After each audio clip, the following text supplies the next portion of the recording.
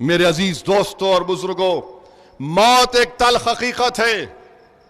اللہ کے رسول صلی اللہ علیہ وسلم نے صحابیوں سے فرمایا کہ بنی اسرائیل کے واقعات کو پڑھو۔ پھر ایک بنی اسرائیل کے واقعے کو آقا نے فرمایا اور کہا کہ بنی اسرائیل میں لوگ جمع ہوئے اور قبرستان میں گئے، 2 رکعت نماز پڑھی اور اللہ سے دعا کی کہ پروردگار ہم کو ایسے آدمی سے ملا دے جو اس کی موت، جب اس وقت اس کو موت آئی اس کی تکلیف کو بیان کر سکے۔ اللہ نے ان کی دعا کو قبول کی۔ قبر سے ایک شخص نکلا، اس نے کہا کہ مجھے مر کر 100 سال ہو چکے ہیں مگر میں اب تک موت کی تکلیف کو نہیں بھولا ہوں۔ طبرانی کی حدیث ہے، رحمت العالمین صلی اللہ علیہ وسلم نے ملک الموت سے پوچھا کہ کیا آپ کے ساتھی نہیں ہیں؟ کیا آپ کے کوئی ساتھی نہیں ہے؟ تو ملک الموت نے کہا ہاں یا رسول اللہ صلی اللہ علیہ وسلم، میرے ساتھی ہیں۔ میرے ساتھی کون ہے؟ ضعیفی ہے۔ میرے ساتھی آنکھوں کا رنگ بدلنا ہے، میرے ساتھی بالوں کا رنگ بدلنا ہے، میرے ساتھی بیماری ہے۔ اور یہ سن کر کوئی نہ سمجھے کہ آئی ایم ینگ، میں نوجوان ہوں، ابھی میرے پاس اتنی طاقت ہے، میں اتنے ایکسرسائز کرتا ہوں، میں ابھی 25 سال کا ہوں، میں ابھی 40 سال کا ہوں، میرے کو ابھی بہت لمبا جانا ہے۔ نہیں نہیں میرے بھائی، رسول اللہ صلی اللہ علیہ وسلم نے کیا فرمایا؟ جو لوگ یہ سمجھ رہے ہیں نوجوان جو ہیں، جو صحت مند ہیں کہ نہیں میں فٹ ہوں، مجھے کچھ نہیں ہوگا، رسول اللہ صلی اللہ علیہ وسلم نے فرمایا کہ تم کو موت تمہارے پیشانی کے پسینے سے بھی آ سکتی ہے۔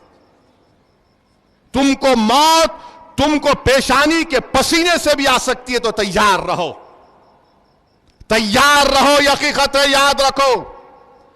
اسد الدین اویسی ہو سکتا ہے کہ کل صبح نہ دیکھے، اسی لیے رابعہ بصری جو ایک بہت بڑی ولیہ گزری، وہ جب رات میں عبادت کرتی تو رابعہ فرماتی کہ رابعہ کو کل صبح نصیب نہیں ہوگا، تو رات بھر عبادت۔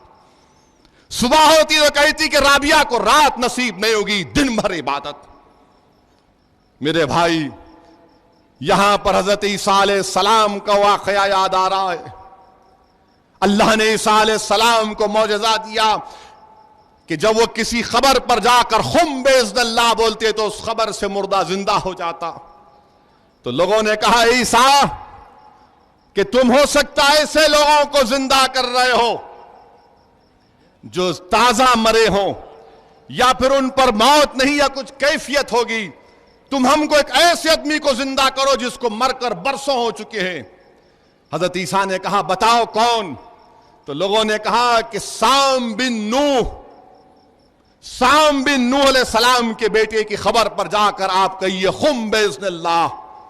حضرت عیسیٰ وہاں گئے، دعا کی اللہ سے اور پھر کہا خم باذن اللہ، تو سام بن نوح علیہ السلام، حضرت نوح علیہ السلام کے بیٹے آئے اور دیکھا کیا ہے، حضرت سام بن نوح علیہ السلام کے بال سفید ہو چکے ہیں۔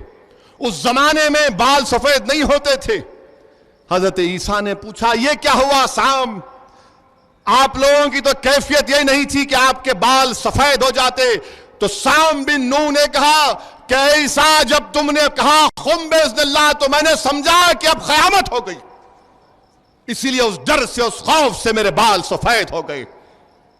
میرے بھائی، یہ حقیقت ہے موت کی۔